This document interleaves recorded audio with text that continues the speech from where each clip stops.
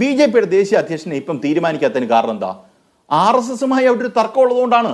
നഡ്ഡ മാറി മറ്റൊരാൾ അവിടെ വരണം എന്ന് പറഞ്ഞിട്ടും ഇപ്പോഴും ആ അധ്യക്ഷ കസേര യഥാർത്ഥത്തിൽ വേക്കൻ്റ് ആയിട്ട് കിടക്കുന്നത് RSSും മോഡിയും തമ്മിൽ ഒരു കൺസെൻസസ് ഇല്ലാത്തതുകൊണ്ടാണ്. അതിന് കാരണം എന്താ? കൺസെൻസസ് വരാത്തതിന് കാരണം എന്താ? 2020 അദ്ദേഹത്തിന് പൂർണ്ണമായ അല്ലെങ്കിൽ മെജോറിറ്റി കിട്ടാത്ത ഒരവസ്ഥ വന്നു. അപ്പം ഒരു ചെറിയ ലീവേ, ഇപ്പൊ ഈ മോഹൻ ഭഗവത്തൊക്കെ വായിൽ നാക്ക് വന്ന് സംസാരിക്കാൻ തുടങ്ങിയത് യഥാർത്ഥത്തിൽ 2024 മോഡി തോറ്റ ശേഷമാണ്. നിങ്ങൾ കണ്ടാൽ മനസ്സിലാവും. അതിനു മുമ്പ് മോഡിക്കെതിരെയോ അല്ലെങ്കിൽ 75-ന്റെ പീരീഡിനെ കുറിച്ചോ അല്ലെങ്കിൽ BJPയുടെ നേതൃത്വത്തിനെ കുറിച്ചോ മോഹൻ ഭാഗവത് പറഞ്ഞൊരു സ്റ്റേറ്റ്മെന്റ് നിങ്ങൾക്ക് കേൾപ്പിക്കാവോ? ഒരു സ്റ്റേറ്റ്മെന്റും അദ്ദേഹം പറഞ്ഞിട്ടില്ല. കാര്യം അദ്ദേഹം അത്രത്തോളം ഒരു പൊളിറ്റിക്കലി വീക്ക് പേഴ്സണാലിറ്റി ആയിരുന്നു. അപ്പൊ അദ്ദേഹം RSS എന്ന് പറയുന്ന സംഘടനയുടെ തലവൻ സർസഞ്ചക ചാലകന് ഒരു പൊളിറ്റിക്കൽ ലീവ്, ഒരു ബ്രീത്തിങ് സ്പേസ് കിട്ടാൻ വേണ്ടി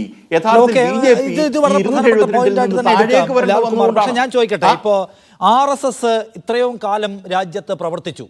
RSSന് അങ്ങനെ ചിട്ടയായ പ്രവർത്തനങ്ങളിലൂടെ പക്ഷെ അധികാരം സ്വന്തമാക്കാൻ പറ്റിയില്ലോ. ഇത്ര വിപുലമായ തോതിലുള്ള അധികാരം, ഇത്ര പ്രഭാപൂരിതമായ അധികാരം സ്വന്തമാക്കാൻ അവർക്ക് പറ്റിയില്ല ഈ ചിട്ടയായ പ്രവർത്തനത്തിലൂടെ.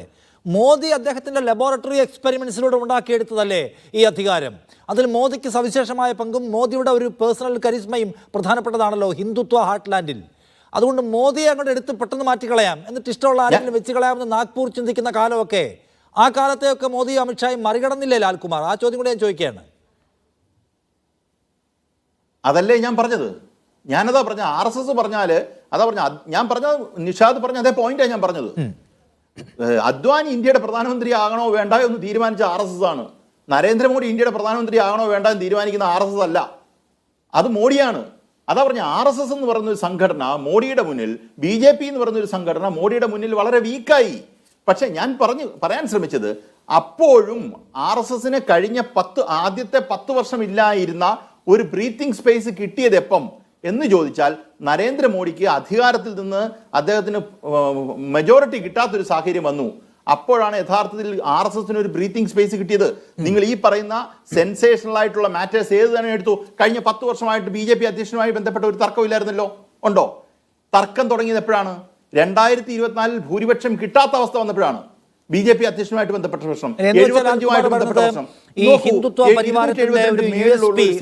നരേന്ദ്രമോദി ഇരിക്കുന്നതെങ്കിൽ ഒരു പ്രധാന വിൽപ്പനോൽപ്പന്നം എന്ന് പറയുന്നത് മോദി മാറിയെന്നാണോ? പറയത്തേയില്ല.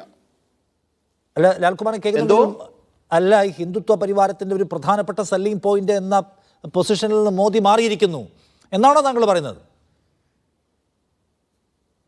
അതൊക്കെ നോക്കൂ, കഴിഞ്ഞ 2019 തെരഞ്ഞെടുപ്പിൽ 4 BJP വോട്ടേഴ്സായ 4 പേരോട് ചോദിച്ചാൽ മോഡി വാസ് ദ ഫാക്ടർ എന്ന് പറഞ്ഞുകൊണ്ടിരുന്നവരാണ് കൂടുതൽ പേരും. 4 പേരോട് ചോദിച്ചാൽ 3 പേരോ മറ്റോ പറയുമായിരുന്നു. ഇപ്പം അത് 2 മറ്റോ കുറഞ്ഞിട്ടുണ്ട്. മോഡിയുടെ സെല്ലിംഗ് പോയിന്റ് കുറഞ്ഞിട്ടുണ്ടെന്ന് രാജ്ദീപ് സർദേശായി ഒരു വീഡിയോ തന്നെ അതിനകത്ത് ഇറക്കിയിട്ടുണ്ട്. അതിനകത്ത് സംശയമില്ല. പക്ഷേ ഇപ്പോഴും BJPയെ സംബന്ധിച്ചിടത്തോളം BJPയുടെ ഏറ്റവും കൂടുതൽ സെല്ലിംഗ് പോയിന്റിൽ നിൽക്കുന്ന അല്ലെങ്കിൽ വാല്യൂ ഉള്ള ഒരാൾ നരേന്ദ്രമോദി തന്നെയാണ്. പക്ഷെ നരേന്ദ്രമോദിയുടെ വാല്യൂ അപ്പായി നിൽക്കുമ്പം RSSന്റെ സ്കോപ്പില്ല എന്നുള്ളൂ, സംഘടനാപരമായ സ്കോപ്പില്ല. കാര്യം RSS എന്താണോ ചെയ്യാൻ ആഗ്രഹിക്കുന്നത് അതിൻ്റെയൊക്കെ അപ്പൂപ്പനായി നിന്ന് മോഡി ഇതെല്ലാം ചെയ്യുകയാണ്. നോക്കൂ, മോഡി ചെയ്യുന്ന പ്രവൃത്തി RSS വിരുദ്ധ പ്രവൃത്തി എന്നല്ല ഞാൻ പറയുന്നത്, തെറ്റിദ്ധരിക്കരുത്. RSS എന്താണോ ചെയ്യാൻ ആഗ്രഹിക്കുന്നത് അതിനെക്കാട്ടിലും ഒരു ആക്സെൻച്വേറ്റഡ് മാനറിൽ മോഡി ചെയ്യുന്നത് വഴി RSSന്റെ രാഷ്ട്രീയത്തിനെക്കാട്ടിലും ഭീകരമായ രാഷ്ട്രീയം മോഡി തന്നെ നടപ്പാക്കി RSSന്റെ വാല്യൂ റദ്ദാക്കി നിർത്തുകയാണ് ചെയ്യുന്നത്. ഞാൻ പറഞ്ഞതിനകത്ത് RSSന്റെ രാഷ്ട്രീയം അല്ല മോഡി കളിക്കുന്നതെന്ന് വിചാരിക്കല്ലേ. വ്യക്തിപ്രഭാവമായി മോദി മാറിയത് RSSന് ഇഷ്ടപ്പെടുന്നുണ്ടാവില്ല എന്ന പോയിന്റാണ്. രണ്ടുപേരും ഒരേ നയത്തിൽ തന്നെ സഞ്ചരിക്കുന്നു, ഒരേ ആശയ പദ്ധതികളിൽ, ഒരേ പ്രവർത്തന പരിപാടികളിലാണ് പോകുമ്പോഴും മോദി ഒരു ഏകരൂപിയായി സഞ്ചരിക്കുന്നു എന്നുള്ള പ്രശ്നം അദ്ദേഹം പറയുകയാണ്.